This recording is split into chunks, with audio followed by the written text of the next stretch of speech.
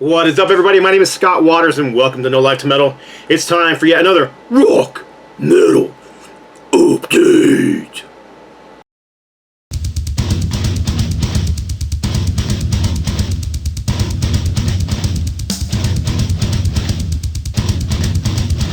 That's right. It's time for another Rock Metal Update. There's going to be all new 2024 releases. I'm going to start right away and get right into it. A lot of thrash in here because there are some fantastic new thrash releases out.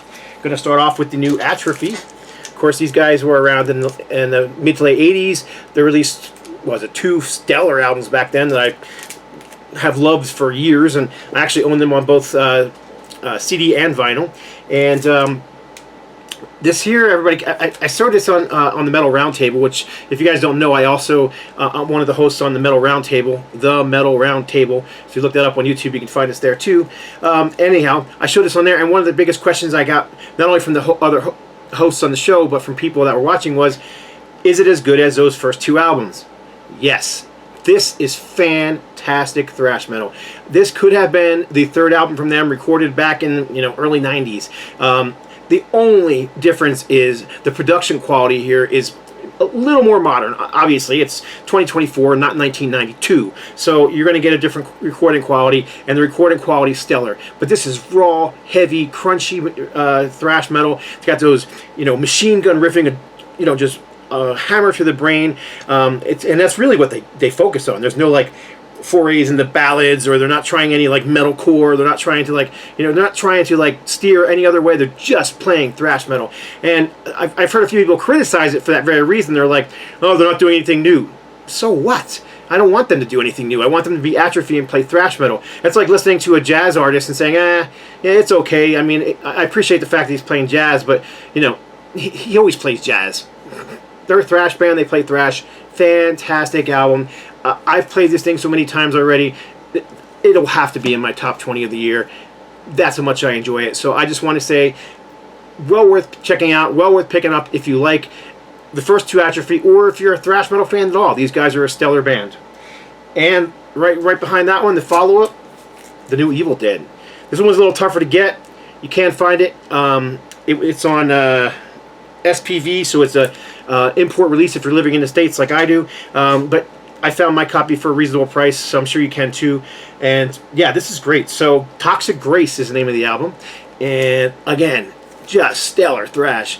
Honestly, I liked the last album they put out like a year ago. Maybe it was 2 years ago now. But I actually think this is a step up.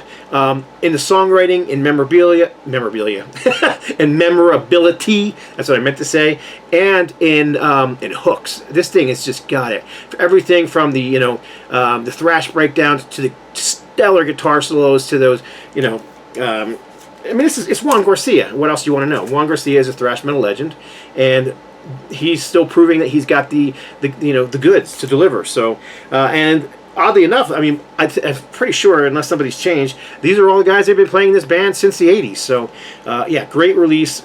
Of course, you got the, the thrash metal cover, and it just goes along with all the other Evil Dead covers. Really cool stuff. Really enjoyed this one. Again, I can't imagine it won't make my top 20 of the year. It's just that good.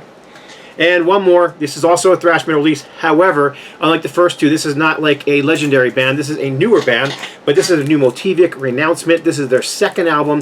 First album came out, I'm going to say 2 or 3 years ago. I thought that album was great. I think this album's even better. Really, really well done thrash. But the thing is, it's not just thrash. Now, whereas those other thrash releases are just thrash, these guys are a little more progressive, but they are definitely a thrash band. They definitely pull from the classic thrash era, but they also bring in some modern stuff as well, especially in the production area. Guitar solos are fantastic. There's lots of guest artists on here too from other well-known bands. I know the singer from Betrayal, which was a early 90s thrash band, Becoming the Archetype. There's all kinds of different bands that are involved in this, but basically this is a three-man band. Ryan Robeck is the guitar player and one of the vocalists, and I believe he also does the bass, and he also plays keyboards. And yeah, do yourself a favor, if you like thrash, check this album out. I guarantee you'll like it. It's very unique. But it is thrash metal. There's one cover song on there. There's a song called, actually it's the title track, Renouncement, which is a cover of the 90s band Betrayal. And the vocalist from Betrayal shares vocals on here. Really good, I'm telling you, it's just good. So any of these 3 albums, man, you can these albums are just all freaking stellar. I haven't stopped playing any of them, and I know I like an album enough where I buy the vinyl and I play it a few times and I want to keep playing it, and then I want to buy the CD so I can play it in my car. So I have the CD and the vinyl on all those. That's how much I like them. So all right, same with this one. I have the CD and the vinyl. I've talked about this band before, and I'm not going to say they're thrash. They are very heavy. They have some thrash elements, but this is Flood, which features some of the members of the original Tourniquet. So you might remember Tourniquet. They were an early 90s band. Ted Kirkpatrick was their drummer, and he ended up being the only member that stayed with the band until he passed away a couple years ago. But original vocalists and guitarists are Flood. The first album had a few other Tourniquet members on here. I think those are the only 2 guys that are in this band from Tourniquet now, if I'm not mistaken. Let's see. So Guy Ritter on vocals, Gary Lanier on guitar and vocals. So yeah, and David Husvik from Extols on drums.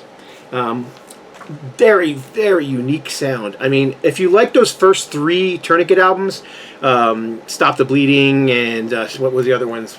Gosh, I'm not going to be able to think of the top of my head. I see them in my mind, but I can't tell you the names. Anyhow, the first 3 Tourniquet albums, you're probably going to like this as well. This is the second album from this band. A lot of people are saying it's one of the albums of the year. I wouldn't argue with that whatsoever. Everything on here, from the musicianship to the songwriting to it's just very well done, perfection. If I had any criticism at all, and it's a very minor criticism, I think the mastering is a little flat. A little flat. I'm not saying it sounds bad. It does really sound well, cranking out my Bose, but I've just gotten used to everything having this very wide production where, you know, the bottom end is thumping and the top end is you know, you're hearing all those highs and it's not peaking. This is not as wide. It's just kind of a little narrower. But again, it's very well done. Highly recommended album. If you like Tourniquet, you're gonna dig this album. Second album from Flood. It's on. This one happens to be on. I think they're all on green vinyl. I don't think there's any black vinyl, but you can see the green vinyl, which obviously matches the tree on the front, and I assume this is like a Garden of Eden deal on the front here. You got this snake, itty bitty little snake back here that you see, but then if you look at it in the water and different parts, you can see the snake peeking out. So that itty bitty snake is huge and kind of wraps around the whole thing, which is kind of a unique concept, you know. This little itty bitty snake that nobody's afraid of is actually a giant monster. Kind of cool Garden of Eden kind of reference. And the name of the album is Ripped into Exile. Like I said, very proggy. Thrash metal fans will probably like this. Any heavy metal fan should like this. It is very heavy and just a great album. So there you go. 4 albums, all pretty much thrash metal. Another thrash release. This is the new Blood Feast. Very different from those first 4. This is called Infinite Evolution. This is a little more of a raw, hammer to the brain, almost a crossover sound at times. So it's got that hardcore punk work ethic to it. It's not hardcore, it's not punk, so don't get that confused. This is 100% thrash metal, but it kind of has that working class thrash. It's not super well produced intentionally. I mean, I'm not saying it sounds bad, so please don't mistake it, but it's got that rawness to it that you want to hear in some thrash metal. I mean, it's Blood Feast, so if you know their classic stuff from the late 80s and early 90s, it's not far off from that. You almost have a punk delivery to the vocals. They're not growled, they're not, you know, death metal whatsoever, just raw, crunchy thrash with, like I said, a punk work ethic. So yeah, again, there's just so much great thrash metal coming out these days, and a lot of the vintage bands, you know, back from the 80s and the 90s, are just coming out and proving that they still have this, you know, they still have it, they can still deliver the goods. And Blood Feast, like Evil Dead and Atrophy, have all delivered some fantastic albums this year. So it's been a great year for thrash metal so far. This next one's a little different in that it's not new songs. This is the new, well, I say this, all right, let's go. This is a new Rotting Corpse. This is Thrash Pain or Insane. or Die Insane, excuse me. And what you have here is an album full of all their early demos. Now, I knew of Rotting Corpse. I actually have a CD with a bunch of stuff that came out several years ago.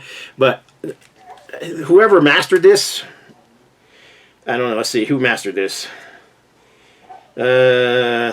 Management, project management. I don't know. I can't tell you who did it. But these sound fantastic. I mean, that wideness I was talking about before. This has it, even though it's old '80s demos and old '90s demos. So you've got Demo 1, 1986. Demo 2 is 1987. Demo 3 is 1988. Demo 4 is 1990. And you've got 12 tracks of pure, raw, crossover thrash metal. Does have that punk ethic to it. Does have a little bit of a punk delivery to it. I mean, you got you got a skull guy on here. I don't know what you want to call him, Mr. Skullhead with a mohawk. So that kind of gives you an idea, you know. Sometimes you can judge a book by its cover, but this is good stuff. Well worth picking up. And by the way, the front cover was drawn by a very good friend of mine. His name is John Carcass John, and he also is part of the Metal Roundtable. If you haven't checked out that channel, the Metal Roundtable channel that I am part of, we do show records and talk about music like this, but we focus a lot on bringing other artists into it and having interviews with them. So, I mean, everybody from death metal bands to glam metal bands. We've had guys from Doro and gosh, we've had Saxon on there. We've had Dark Angel on there. We've had everything on there. So it's a fun channel, and there's always at least 2, sometimes 4 hosts, and it's just a very good time. They call it a Metal Roundtable for a reason, because we have the different hosts that are constantly on there, and we just talk metal. Anyhow, back to this one, the new My Silent Wake, UK band. This is very different from everything I've showed so far. Not thrashy whatsoever. Ian Arkley is the main man here. Ian Arkley used to play in the band Seventh Angel, but My Silent Wake is nothing like Seventh Angel. This is very moody, dark, and doomy at times. Honestly, what it reminds me of a little bit is Draconian Times by Paradise Lost. Kind of has that feel to it. So if you're into that kind of dark, doomy, slightly gothic, but very much doomy metal, these guys are worth checking out. This has got to be, their 5th or 6th album. I own them all, and they just haven't released a bad album. So if you're into that, My Silent Wake, the album is called Lost in Memories, Lost in Grief. Yeah, I mean, that should just, even the title should give you a little bit of a clue. It's that kind of just very dark, very moody music, but also very heavy. So, and also, I mean, I say heavy, but there's it ebbs and flows, man. There's some heavy moments, there's some mellower moments. It all kind of just weaves together into this perfect tapestry of music. Again, I can't imagine this won't make it into my top 20 or 30 of the year. So, My Silent Wake, and I've still got 1, 2, possibly 3 left, depending on how much time we have. So this is brand new Hall of Fame. This is only their second, I keep saying that, Hall of Flame, Flame. And this album is called Amplifier.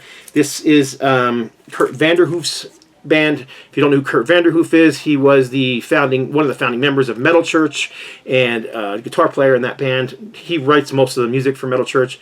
He wrote this. This is just old school heavy metal with great hooks, great melody. I mean, if you like, bands like Primal Fear and Judas Priest and, gosh, any of those kind of, Iced Earth, trying to think of other bands, Dream Evil, just these modern bands that are kind of keeping the traditional heavy metal style alive with melody, but still heaviness and big hooks. That's what you're going to get here with Hall of Flame. I know it's a weird name. Hall of Flame sounds kind of bizarre to me too, but Amplifier, I bought this on CD first because it was cheap. It was $11. So I grabbed the CD. Wasn't expecting much because I actually have the first album. Haven't heard it in a long time. I remember liking it, but I can't play it in years. I couldn't tell you a thing about it at the moment. But I bought this, put it in my car, and listened to it on the way to the gym one day, and my gosh, I was like, this is great. And the more I listened to it, the more I liked it. Then I had to find the vinyl. So I got onto Amazon, and it was, I don't know if it was on sale or if I just got lucky and got it cheap. I think I got this thing for under $15. So you might want to check and see if it's still available for that price there. But Hall of Flame, Amplifier, just great melodic heavy metal hard rock. And the song 1974, I love that song. Not just the music, but the song kind of takes you back and reminds you of a time, and you've got to be a certain age to understand it, but it takes you back to a time before cell phones and YouTube. And, you know, when we went outside, we played street hockey and baseball just about every day, because that's what you did. There wasn't, you know, we weren't playing video games. We weren't playing, you know, we weren't on cell phones, and there was no Instagram or Facebook or TikTok or any of that kind of stuff. So it's kind of a song that's like reminiscent of those times, and the music is kind of reminiscent of, I don't know, more of a mid to late 80s sound as well. So very cool song. 1974, overall great album. Next up, this is, I believe, the third album from Riot V, which is the extension of Riot. Of course, all the original members of Riot are gone from the band now, but at the wish of the members who have passed, they continued on the name. They're continuing on the legacy of the band. They did change their name to Riot V, but I can't remember I can't remember who it was, but somebody really begged them to keep Riot the name, not change their name. And I'm glad they didn't, because like I said, they're keeping the music alive. They're writing new music under Riot V, so you know it's not the exact same band, but they're keeping that kind of American power metal sound alive, and I think this is fantastic. They're also keeping the Mighty Tior, as you see there on the bike, the seal that everybody likes to make fun of, been their mascot since, you know, day one, pretty much. I've always called him the Mighty Tior. He's got more than one name, but Tior is just Riot backwards. But this is great stuff. I think I even like it better than the last album. It just seemed to have, I don't know, maybe it was just I was in the right mood for it, because it just seemed to grab me by the jugular and take me into the point where, you know, I played this one day, and I didn't put it on a shelf and forgot about it. I wanted to play it again the next day, and I did. So anyhow, Riot V, great stuff, great production, great band. If you like the last two Riot albums, you're probably going to like this one. If you're a fan of power metal, do yourself a favor and check it out. You might like it. And this last one, I wasn't sure if I was going to show or if I was going to... I don't know. It's not a new album. It's actually an old recording that's re-released, and it's even a live album. So I usually like to hold live albums and do like a live album release video, but this is Exodus, the Exodus Express, British Disaster, the Battle of '89, live at Astoria. Full concert from 1989. Exodus at their peak back then. They sound great. I mean, I must confess, I love thrash metal. I play thrash metal just about every day. I'm always in the mood for thrash metal. It's very rare. I got to be in the mood for a certain kind of music, but thrash metal is one of those things I can listen to all the time. But live thrash music, sometimes it just doesn't have the same, I don't know. It just loses something. Whereas like a lot of the 70s rock bands, say like Aerosmith or Ted Nugent or Black Sabbath, the live, they seem to generate even more energy, and it's just something exciting about those albums. Thrash metal live albums, they seem to lose something. They lose a bit of the aggression, and they definitely lose a lot of the tightness. I mean, I played in a thrash metal band for 20 years, so I know, you know, when you've got two guitar players on stage and they're swinging their hair all over the place and playing to the crowd, it's not going to be as tight as it is when you're in a studio and you're focusing on the guitar only. That's just the way it is. But this album, I thought it was fantastic. I mean, these guys have been playing together for so long. They were just, you know, a well-oiled machine. So this thing sounds really good. Now, is the recording perfection? No, it's not perfection. It's not going to sound like a modern album, but it's very listenable. It's way better than any bootleg I've ever heard. So, and it's got a great, you know, set list of all the early material on here. And unfortunately, I am not wearing my contacts. I didn't put them in today, so I'm struggling a little bit to read some of this stuff. But yeah, it's got. If you like the first three albums from Exodus, it's pretty much. That's what you're going to get, and you can pause the video and see the tracks if you want to, or go to the Metal Roundtable where I showed this record not too long ago, and I read the entire track listing as well. But I mean, you got stuff like, you know, Chemical and Pleasure of the Flesh and Piranha, and then there were three. It's just fantastic. The Last Act of Defiance, Till Death Do Us Part, Corruption, The Toxic Waltz. Yeah, great album from Exodus. I'm glad this finally came out on vinyl. I know I'm pretty sure there was bootlegs of this floating out there before. And if I'm not mistaken, this may be the same. I'm pretty sure this is the same release or album that gave him the EP with that cover on it. whose name is slipping my mind at the moment. I have that EP on CD, but glad to have the vinyl. It's 2-album set, worth picking up if you're a fan of thrash, Exodus, whatever. And that is it for my vinyl update for what are we in? July of 2024. I have way more to show. I'm going to do another video of things that I picked up, but I really wanted to just focus on these new releases because, yeah, they're fantastic, and I just wanted to kind of give them more of a, be able to spend a little more time telling you what I think of the sound and what I think of the songs. And again, you can't go wrong with any of these, but man, Atrophy, Evil Dead, Motivic, these are things you really need to pick up. And one final thing I want to say, and this is kind of an afterthought. If you're into Sacred Reich, because again, the thrash metal, Heal has never been available on vinyl before, other than I think in Korea, but it's finally available. You can get this, and I'll show this in another video too, but you can get this now. It's shipping now. There's only 300 copies pressed in the US, and it has the original cover art. It's been remastered by Rob Caldwell, so the sound quality is perfection. It has an insert. You can get this they're actually pre-order. You can actually pre-order this from Target online. Go on to Target.com. Target the store. The store, and they are selling this currently. So pick it up there, or you can go directly to NoLifeToMetalRecords.com and pick it up there as well. So there you go. I appreciate you all watching. Please leave a thumbs up. Subscribe if you haven't already. And God bless and stay strong.